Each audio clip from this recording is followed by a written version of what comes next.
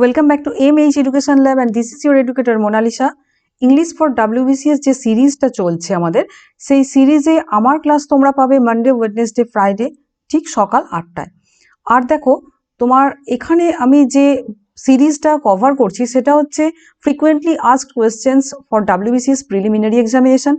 এর সঙ্গে তোমাদের বলে রাখি অলরেডি কিন্তু 10 ইয়ার্স কোয়েশ্চেন পেপার মানে 2010 থেকে 2020 পর্যন্ত যে কটা কোয়েশ্চেন্স WBCS এ এসেছিল সেগুলো সমস্ত নিয়ে কিন্তু আমি তোমাদের জন্য আলোচনা করে দিয়েছি।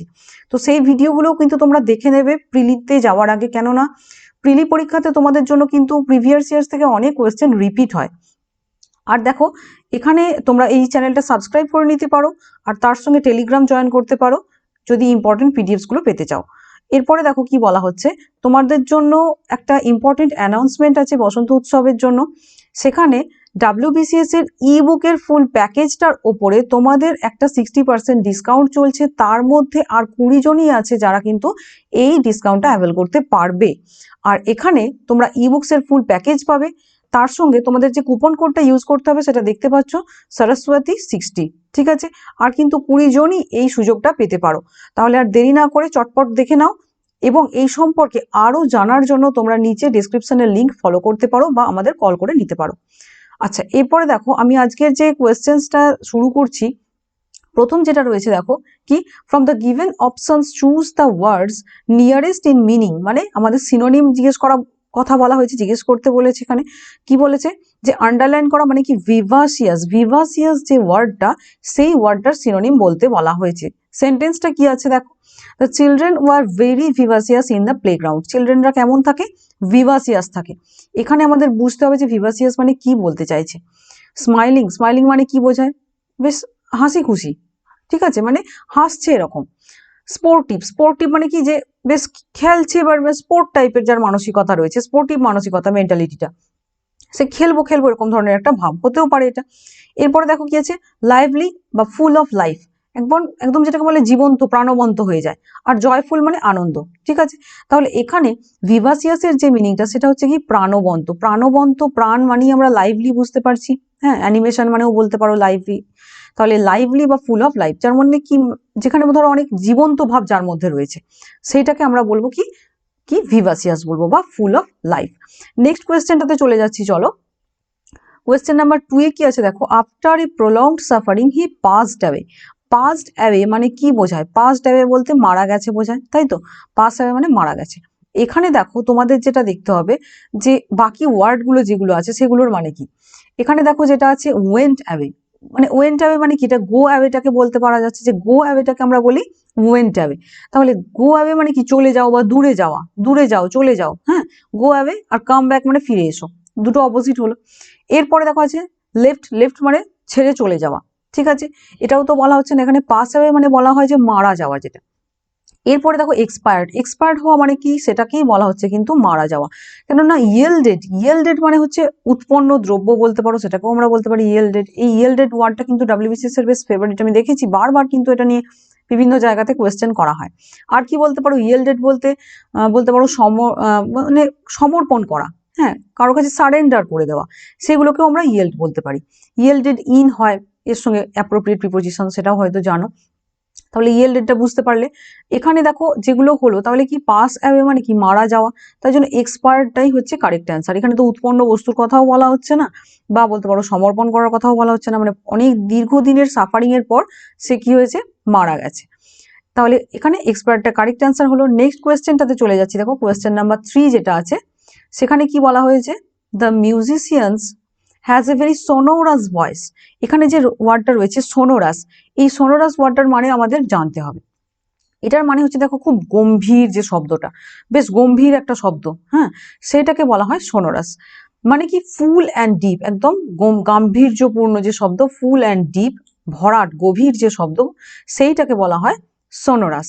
আচ্ছা, বাকি যে ওয়ার্ডগুলো রয়েছে, লাউড মানে যেন অত্যন্ত জোরে, লাউড নয়েজ বলা হয় এটা, যে অত্যন্ত যার তীব্রতাটা বেশি আছে। আচ্ছা, শ্রিল মানে কি দেখো, শ্রিল মানে বলতে পারো যে হাই পিচ সাউন্ড যেগুলো, যেমন ধরো দেখবে কখনো কখনো কি হয়, জঙ্গলের মধ্যে অনেক পাখি একসঙ্গে খুব জোরে ডেকে উঠছে, তখন একটা শ্রিল ভয়েস তৈরি হয়, মানে বলতে পারো যে হাই পিচটা অনেক হাই হয়, সেখানে ভয়েসের পিচটা অনেক হাই হয় বা শার্প ভয়েস হয়, সেখানে দেখবে ঠিক মতো মানে শুনতে পাচ্ছি না আমরা, এত জোরে পাখি একসঙ্গে সবাই ডেকে উঠছে, তো সেইটাকে বলা হয় শ্রিল ভয়েস। সেই যে তীক্ষ্ণ ভয়েসটা যেটা সহ্য করা যায় না, একদম অনেকগুলো পাখি যখন জোর চিৎকার করে ডেকে ওঠে, এটাকে বলা হচ্ছে শ্রিল। হার্স মানে কি, যেটা বলা হয় যে কর্কশ শব্দ। তাহলে এখানে আমরা কর্কশ শব্দের মিউজিশিয়ানের তো কর্কশ শব্দ হবে না, বা পাখিরা একসঙ্গে ডেকে উঠলে যে তীব্র শব্দটা হয় সেটাও হবে না। লাউডের থেকেও বেশি মিউজিশিয়ানের কেমন শব্দ হওয়া উচিত, ভয়েসটা তার কেমন হওয়া উচিত, ফুল অ্যান্ড ডিপ, গম্ভীর শব্দ হওয়া উচিত, একদম গাম্ভীর্যপূর্ণ শব্দ। তাহলে এখানে এটাই হচ্ছে কারেক্ট অ্যান্সার। আর তার ছাড়াও এটাই হচ্ছে দেখো লংগেস্ট অ্যান্সার, যার জন্য আমরা বলে দিতে পারি যে হ্যাঁ এটাই কারেক্ট। নেক্সট কোয়েশ্চেনটাতে চলে যাচ্ছি, কোয়েশ্চেন নাম্বার 4-এ দেখো, in the new place he had to earn by the sweat of his brow, sweat মানে হচ্ছে ঘাম, SWEAT, sweat মানে হচ্ছে ঘাম, মানে বলা হচ্ছে কি সোয়েট অফ হিজ ব্রো বলতে কি, ভ্রুর উপরে যে ঘামটা জমে, ভ্রুর উপরে ঘামটা কখন জমে, তখনই জমে যখন তুমি প্রচন্ড হার্ড ওয়ার্ক করছো, খুব কঠোর পরিশ্রম করছো, তখন দেখবে আমরা যখন খুব মানে মোটামুটি বলতে পারো যে গরমের যে সময়টা, গরমকালে আমরা যখন কি করি দেখবে গার্ডেনে কোনো কাজ করি, তখন দেখবে আমাদের খুব ঘাম হয়, গার্ডেনে এরকম গরমকালে কাজ করলে খুব ঘাম হয় না, তো তখন আমরা সেটাকে বলতে পারি ভেরি হার্ড ওয়ার্ক। ঠিক আছে, suit of his bro, bro মানে হচ্ছে আইব্রো যেটাকে বলা হয়, আইব্রো বলতে কি ভ্রু, মানে ভ্রুয়ের কথা বলা হচ্ছে। এখানে একটা ওয়ার্ড তোমাদের একটু হতে পারে, আচ্ছা আইডলি মানে কি, আইডলি মানে অলস ভাবে, এটাকে আমরা বলতে পারি আইডলি মানে হচ্ছে এটা অ্যাডভার্ব। ঠিক আছে, আচ্ছা সিরিয়াসলি মানে তোমরা জানোই, এটাকে আমার আর বলতে কিছু হবে না, সিরিয়াসলি তোমরা পড়াশোনা করছো। আচ্ছা এবার দেখো frown of his bro, frown বলতে কি বোঝায়, এখানে ভ্রুকুটি, মানে ভ্রু যে কোঁচকানো, এই যে ভ্রুটাকে কোঁচকানো হয়, এইটাকে বলা হচ্ছে ফ্রাউন অফ হিজ ব্রো, মানে ভ্রুকুটি, তার ভ্রুকুটি নিয়ে কিচ্ছু নয়। তাহলে নতুন জায়গায় যখন সে গেছে তখন তাকে কিভাবে আর্ন করতে হচ্ছে, খুব হার্ড ওয়ার্ক করতে হচ্ছে, তাই জন্য ভেরি হার্ড ওয়ার্কটা হচ্ছে এখানে কারেক্ট অ্যান্সার। কোয়েশ্চেন নাম্বার 5-এ যাচ্ছি, দেখো এই যেগুলো তোমরা পড়ছো এগুলো কিন্তু আর ভুলবে না, কখনোই ভুলবে না, যদি তোমাদের ডাইরেক্ট এসেও যায় পরীক্ষাতে তাহলেও তোমরা এগুলো ভুলবে না। After much effort he could tide over the crisis, এখানে দেখো আমি টাইড ওভারটা নিয়ে অলরেডি তোমাদের আগে মনে হচ্ছে একবার বলেছি।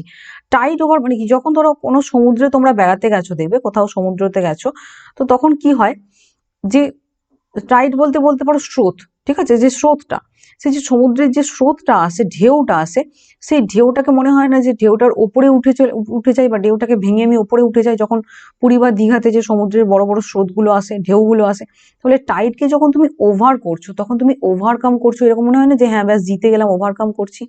তাহলে একটা ইমাজিন করতে থাকো ভেতরে, শুধুমাত্র পড়া নয়, তার সঙ্গে একদম লাইফের বাকি ঘটনাগুলোকে কানেক্টেড করিয়ে দাও, তাহলে দেখো বুঝতে পারবে টাইডের ওপরে উঠে যাচ্ছে, মানে কি একটা ফিল হচ্ছে যে আমি ওভারকাম করছি, সব যা কিছু ছিল সেটাকে ওভারকাম করে ফেলছি, মানে মানে ওটাকে কাটিয়ে উঠে পড়ছি, এরকম ধরনের। জেতার কথা এখানে কিছু আসছে না, উইন ওভার মানে জেতার কথা কিছু বলা হচ্ছে না, হ্যাঁ, জিত বা হার জিতের কথা এখানে কিন্তু আসছে না। এরপরেরটা কি আছে দেখো, ডিফিট মানে পরাজয়, পরাজয়ের কথাও এখানে বলা হচ্ছে না। এরপরেরটা আছে দেখো এনজয়, এনজয় করার কথা, মানে কি সে এখানে এনজয় করেছে, মানে অনেক এফোর্ট করার পর সে এনজয় করেছে এটা নয়, তাহলে ওভারকামটাই হচ্ছে কারেক্ট অ্যান্সার।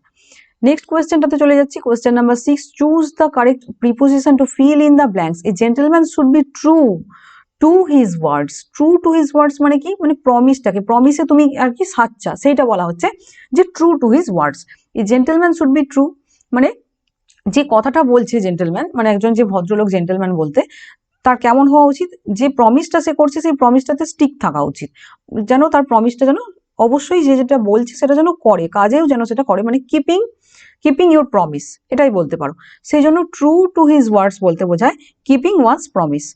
নেক্সট কোয়েশ্চেনটাতে চলে যাচ্ছি, এখানে দেখো তাহলে ট্রু টু হয়, এটা বুঝে গেলে, ট্রু টু সামওয়ানস ওয়ার্ড বা ট্রু টু ওয়ান্স ওয়ার্ড, হ্যাঁ। নেক্সট অন্যগুলো কিন্তু হয় না। নেক্সট কি আছে দেখো, দ্য ফাদার ওয়াজ ভেক্সড, আচ্ছা ভেক্সড এর পরে কখনো কখনো ক্ষেত্রে দেখো অ্যাটও কিন্তু দেখা যায়, এখানে কিন্তু উইথটাই অপশনে আছে, উইথ, ভেক্সড উইথ মানে কি, অ্যানয়েড উইথ, অ্যানয়েড বলতে কি বিরক্তি হচ্ছে বা কোনো কিছুতে বিরক্তি বোঝায়, অ্যানয়েড হয়ে যাওয়া, হ্যাঁ, বিরক্তি এরকম কিছু, ফ্রাস্ট্রেশন এরকম ধরনের বোঝায়, ফ্রাস্ট্রেশন মানে ঠিক ব্যর্থতা বলে, কিন্তু অ্যানয় মানে হচ্ছে ঠিক বিরক্তি, যেটা বলতে চাইছি যে বাবা কেমন ছিল, ভেক্সড উইথ, মানে ছেলের ব্যবহারের সঙ্গেই হোক বা ছেলের প্রতি বিরক্ত হয়ে উঠেছিল, তাই জন্য ভেক্সডের সঙ্গে আমরা কি দিচ্ছি এখানে, উইথ। তাহলে অ্যাবাউট কিন্তু নয়, টু ইন কোনোটাই হচ্ছে না, ভেক্সড উইথটাই কারেক্ট। নেক্সট চলে যাচ্ছি দেখো, choose the appropriate words from the given options to suit the meaning of the following most nearly, মানে নিয়ারেস্ট মিনিং এখানে দিতে বলা হয়েছে।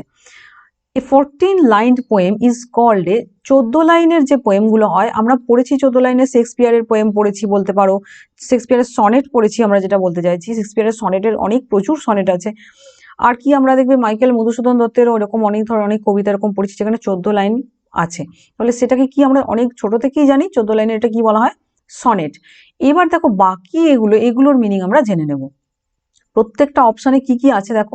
এপিলগ, এই যে এপিলগ আছে, এপিলগ বলতে কি বোঝায়, কোনো একটা নাটক বা এটা শেষ হলো, কোনো একটা নাটক ধরো হচ্ছে সেটা শেষ হলো, তারপরে জনতার উদ্দেশ্যে একটা শর্ট স্পিচ যেটা বক্তব্য রাখা হয়, বা বলতে পারো একটা ছোট্ট গান, নাটকটা শেষ হওয়ার পরে একটা ছোট্ট কিছু কবিতা টাইপের বলা হলো, তখন সেটাকে বলা হয় কি এপিলগ। এপিলগটা কিন্তু ওয়ান ওয়ার্ড সাবস্টিটিউশনেও তোমাদের কোয়েশ্চেন আসে, তো সেই জন্য এটাও একটু দেখে নেবে এপিলগ পেলে। কম্পোজিশন মানে কি, মানে রাইটিং কম্পোজিশন দেখবে আমাদের লিখতে হয়, ডাব্লিউবিসিএস এর মেন্সে থাকে এরকম। কম্পোজিশন বলতে বলা হয় যে প্রবন্ধ বা রচনা, ঠিক আছে, রচনা লেখা বা প্রবন্ধ লেখা, একটা রাইটিং যখন তুমি লিখছো অনেক বড় রচনার মতো, সেটাকে বলা হয় কম্পোজিশন। লিরিক, লিরিক বলতে বলা হয় যে ধরো একটা সং লাইক স্টাইল, মানে মানে গদ্য আকারে যেটা বলা হয়, যেমন দেখো শেষের কবিতা, সেটাকে আমরা বলতে পারি একটা লিরিক, ঠিক আছে। এই জন্য লিরিকটাও এখানে হবে না, 14 লাইন পোয়েম যখন বলা হচ্ছে এখানে, তার জন্য কোনটা হবে, সনেটটা হচ্ছে কারেক্ট অ্যান্সার। তাহলে অপশন এ, বুঝতে পারলে কেন হলো। এপিলগ বা কম্পোজিশন এগুলো কিন্তু ঠিক করে বুঝে নেবে, কখনো যেন ভুলিয়ে না ফেলো। এরপরে দেখো কোয়েশ্চেন নাম্বার 9-এ কি আছে, one who hates mankind is called, মানে কি যে ম্যানকাইন্ডকে হেট করে তাকে কি বলা হয়। ম্যানকাইন্ডকে হেট করে সে ম্যান হেটার, এটা প্রথমেই দেওয়া আছে যাতে তোমরা এটাতে ক্লিক করো, কিন্তু তোমরা এখানে ক্লিকটা করবে না, তোমরা কি করবে, তোমরা জানো যে মিসানথ্রোপিস্ট, দেখো অপশন ডি তে আছে, তাড়াহুড়োর মধ্যে তোমরা অপশন ডি অব্দি ভাববে যে ম্যানকে হেট করে ম্যান হেটার, কিন্তু এটার জন্য পারফেক্ট যে ওয়ার্ডটা, ম্যান হেটারটাও যে ভুল তা নয়, কিন্তু পারফেক্ট যে ওয়ার্ডটা হবে তোমাদের সেটার জন্য আলাদা যে ওয়ান ওয়ার্ড সাবস্টিটিউশন আমরা পড়েছি, তাহলে ওয়ান ওয়ার্ডটা পড়লাম কেন, সেটাকে আমরা বলবো কি মিসানথ্রোপিস্ট, মানে মানুষকে যে ঘৃণা করে। আর ফিলান্থ্রোপিস্ট এটা কিন্তু খুব ইজি, অনেকবার অলরেডি পড়েছো। ডেমন বলতে দৈত্য বোঝায়, সেটা তোমরা জানো, ডেমন মানে দৈত্যাকার বা দৈত্য।